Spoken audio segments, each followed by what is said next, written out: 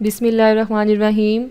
अस्सलाम वालेकुम dear student, जैसा कि आप जानते हैं कि हमने अपने प्रीवियस लेक्चर में चैप्टर नंबर 3 स्टार्ट किया था। आज भी हम इसी चैप्टर से कंटिन्यू करेंगे।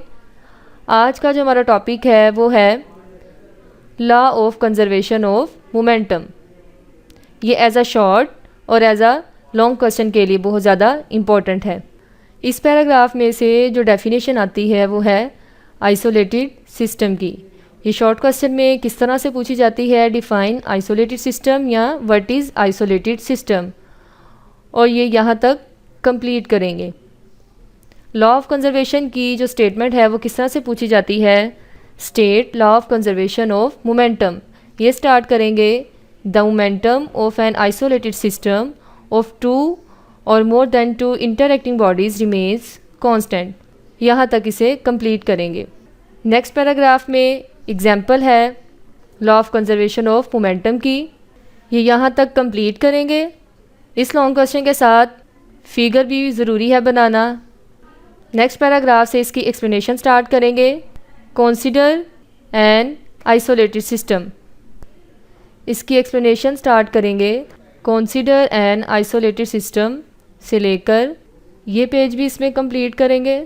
यहाँ तक ये लॉन्ग क्वेश्चन कंप्लीट हो जाएगा। Law of conservation of momentum final expression है m1u1 plus m2u2 is equal to m1v1 plus m2v2। Next paragraph में एक और एग्जांपल है गन एंड बुलेट की। ये भी लॉन्ग क्वेश्चन के लिए बहुत ज़्यादा इम्पॉर्टेंट है। अगर गन एंड बुलेट के बारे में पूछा जाएगा तो फिर हम इसे law of conservation of momentum के साथ लिखेंगे। ये पेज भी इसमें कंप्लीट करेंगे और यहाँ तक गन एंड बुलेट की जो एग्जांपल है वो कंप्लीट हो जाएगी। नेक्स्ट हमारे पास एग्जांपल नंबर 3.7 है। नेक्स्ट हमारे पास एग्जांपल है 3.7 जिसकी स्टेटमेंट है a bullet of mass 20 gram is fired from a gun with a muzzle velocity 100 मीटर पर सेकेंड। Find the recoil of the gun if its mass is 5 kg। इसका सलूशन भी हम कंप्लीट करेंगे। नेक्स्ट टॉपिक है फ्रिक्शन। ये एज अ शॉर्ट क्वेश्चन के लिहाज से बहुत ज़्यादा इम्पॉर्टेंट है। इसकी डेफिनेशन स्टार्ट करेंगे। The force that opposes the motion of moving objects is called friction. ये शॉर्ट क्वेश्चन में किस तरह से पूछी जाती है, डिफाइन फ्रिक्शन या what is friction. Next definition है कोल्ड वेल्ड्स की। नेक्स्ट डेफिनेशन है कोल्ड वेल्ड्स की।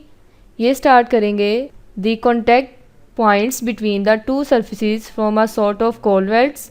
These cold welds resist the surface from sliding over each other. ये शॉर्ट क्वेश्चन में किस तरह से पूछी जाती है, डिफाइन कोल्ड वेल्ड्स या व्हाट इज़ कोल्ड वेल्ड्स। इसके अलावा इस पैराग्राफ में से MCQs भी पूछा जाता है और ये यहाँ तक कंप्लीट करेंगे। नेक्स्ट डेफिनेशन है फोर्स ऑफ लिमिटिंग फ्रिक्शन की। ये शॉर्ट क्वेश्चन में किस तरह से पूछा जाता है। नेक्स्ट डेफिनेशन है फोर्स ऑफ लिमिटिंग फ्रिक्शन की। ये शॉर्ट क्वेश्चन में किस तरह से पूछी जाती है, what is force of limiting friction या डिफाइन लिमिटिंग फ्रिक्शन। ये स्टार्ट करेंगे friction can be increased to certain maximum value. It does not increase beyond this. This maximum value of friction is known as force of limiting friction। और last पे line लिखेंगे it is denoted by Fs। उसके बाद next definition है coefficient of friction की। ये question किस तरह से आता है, डिफाइन कोफिशिएंट ऑफ फ्रिक्शन या what is coefficient of friction. ये स्टार्ट करेंगे द रेशो बिटवीन से लेकर mu is equal to Fs by R। mu is the coefficient of friction, Fs is the limiting friction and R is the normal reaction। यहाँ तक इसकी derivation complete करेंगे। Next paragraph में जो short question आता है वो किस तरह से पूछा जाता है, why friction is needed to walk on the ground, और ये यहाँ तक कंप्लीट करेंगे। इसके अलावा इस साइड बॉक्स में से MCQs पूछे जा सकते हैं और इसे भी हम कंप्लीट करेंगे। इसके अलावा ये क्विज़ भी हम कंप्लीट करेंगे जो कि शॉर्ट क्वेश्चन के लिहाज से बहुत ज़्यादा इम्पॉर्टेंट है। इस पैराग्राफ में से जो डेफिनेशन आती है वो है रोलिंग फ्रिक्शन की। ये किस तरह से पूछी जाती है, व्हाट इज़ रोलिंग फ्रिक्शन या डिफ़ाइन रोलिंग फ्रिक्शन। हमारा नेक्स्ट टॉपिक है ब्रेकिंग एंड स्किडिंग फ्रिक्शन। ये शॉर्ट क्वेश्चन के लिए बहुत ज़्यादा इंपॉर्टेंट है और ये किस तरह से आते हैं, व्हाट इज़ ब्रेकिंग या व्हाट इज़ स्किडिंग फ्रिक्शन। इसके अलावा ये कंपोनेंट्स हैं जो कि शॉर्ट क्वेश्चन के लिहाज से इंपॉर्टेंट है और ये यहाँ तक कंप्लीट करेंगे। इसके अलावा ये मिनी एक्सरसाइज कंप्लीट करेंगे एज अ MCQ के लिए। नेक्स्ट टॉपिक है advantages and disadvantages of friction. ये एज अ लॉन्ग क्वेश्चन के लिए और एज अ शॉर्ट क्वेश्चन के लिए बहुत ज़्यादा इंपॉर्टेंट है। ये स्टार्ट करेंगे, friction has the advantages as well as disadvantages. Friction is undesirable when moving at high speeds because it opposes the motion से लेकर यहाँ तक कंप्लीट करेंगे। हमारा नेक्स्ट टॉपिक है methods of reducing friction.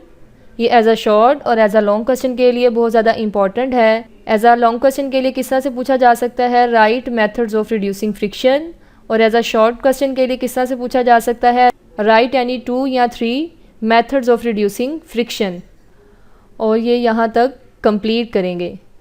Next topic है uniform circular motion. ये as a short question के लिए बहुत ज़्यादा इंपॉर्टेंट है। ये किस तरह से शॉर्ट क्वेश्चन में पूछा जाता है, what is uniform circular motion या डिफाइन सर्कुलर मोशन। इसकी डेफिनेशन स्टार्ट करेंगे, the motion of an object in a circular path is known as circular motion. इसकी एग्जाम्पल है motion of the moon around the earth is circular motion. आज का हमारा lecture इतना ही था जिसमें हमने डिस्कस किया advantages disadvantages of friction, law of conservation of momentum. Next lecture में हम इसी चैप्टर से कंटिन्यू करेंगे। तब तक के लिए अल्लाह हाफिज़।